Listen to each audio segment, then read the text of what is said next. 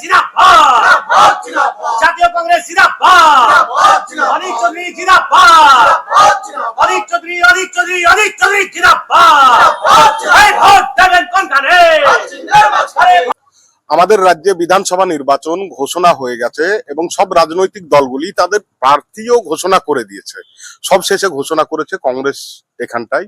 তো কংগ্রেসের বহরমপুরের এবার প্রার্থী হচ্ছে দীর্ঘদিনের সাংসদ এবং অত্যন্ত জনপ্রিয় মুখ অধীর রঞ্জন চৌধুরী।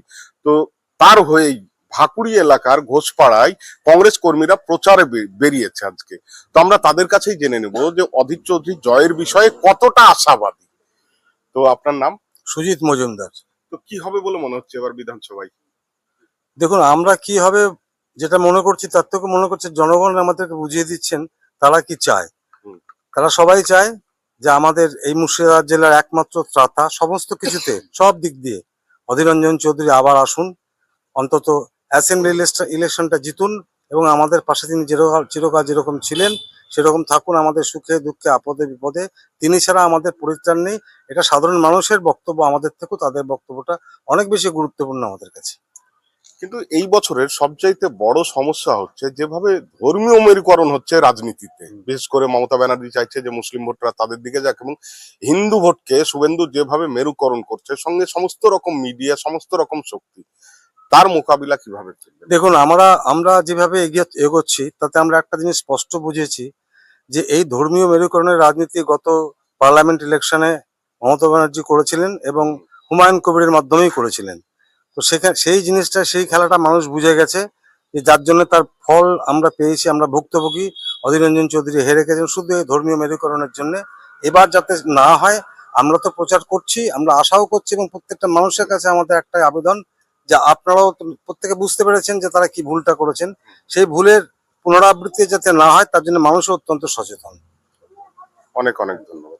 কি মনে হচ্ছে এবার বিধানসভা নির্বাচনে যে অধীর চৌধুরী কি জয়ী হবে না বিজেপি জয়ী হবে? ধরুন 294টা আসনে যে ইলেকশন রাজ্যে ভোট হচ্ছে আপনারা জানেন, কিন্তু আমরা এটুকু শিওর যারা কংগ্রেস কর্মী আছি যে আমরা মনে করছি 293টাতে ভোট হচ্ছে, আমরা জিতে আছি, জিতবো। যেভাবে মানুষের ওপর ধর্মীয় মেরুকরণের উপর দাঁড়িয়ে লোকসভায় অধীর রঞ্জন চৌধুরীকে হারিয়েছিল, সে মানুষ বুঝে গেছে। যার মাধ্যম দিয়ে হারিয়েছিল হুমায়ুন কবির, সে নিজেও ক্ষমা চেয়েছে। আপনারা দেখেছেন যে মমতা ব্যানার্জির নির্দেশেই তিনি ওইভাবে রামনবমীর যে আগের বছর যে উৎসব ছিল সেই উৎসবে যেভাবে যে 30% আপনার হিন্দু 70-30-এর যে ভাগ, সেটা মানুষকে বোকা বানানো হয়েছিল, সেটা মানুষ বুঝে গেছে। এখন আমাদের এখানে নারী সুরক্ষা এবং এই ধর্মীয় মেরুকরণের যে ব্যাপারটা, সেটাকে মানে সুস্থ এবং শান্তি রাখতে গেলে মানুষ অধীর রঞ্জনকেই চাইছে এবং উনি ব্যাপক ব্যবধানে জিতের আশা আমরা রাখছি। কিন্তু এই সময়ে মমতা ব্যানার্জি যেভাবে অনুদানের নামে ঘুষ দিচ্ছে সরকারিভাবে ভোট কেনার জন্য, তার মোকাবিলা আপনাদের কংগ্রেসের পক্ষ থেকে কিভাবে?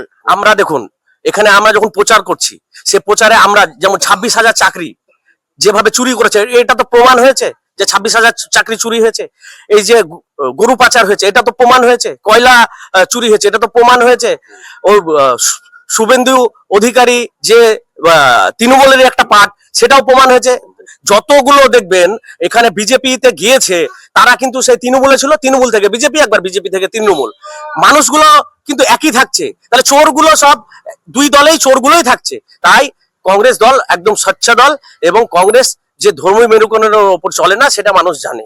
তাই আমরা যে তৃণমূলের যে দুর্নীতি, এত যে চাকরি চুরি, কয়লা চুরি, গরু চুরি, সবকিছুর যে চোর ওরা, তাই আমরা মানুষের বাড়ি বাড়ি গিয়ে আমরা প্রচার করছি যে এই চোরগুলোকে অন্তত তাড়াতে হবে।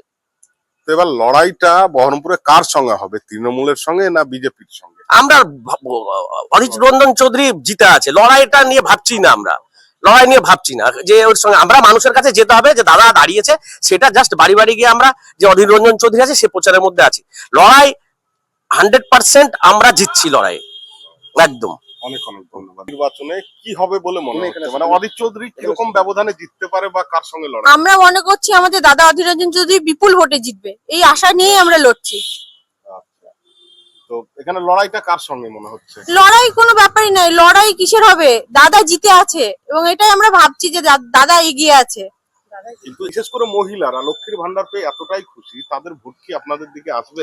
দেখুন, লক্ষ্মীর ভান্ডারটা একটা দান হিসেবে দিচ্ছে ঠিকই, কিন্তু মানুষও বুঝে গেছে যে ছেলে মেয়েদের চাকরি নেই। আর এই বাজারে চাকরির তো একটা দরকার। বেকার ছেলে মেয়ে এত খরচ করে পড়াচ্ছে বাবা মা, তারপর তারা বেকার। তারা কি দানে কি খুব সন্তুষ্ট হবে? মনে হয় না দানে সন্তুষ্ট হবে। এটা আমরা আশা করছি যে দানে কখনোই সন্তুষ্ট হবে না। মানে বলছেন যে যুব সমাজ চাইছে এবার পরিবর্তন। একদম পরিবর্তন চাইছে যুব সমাজ।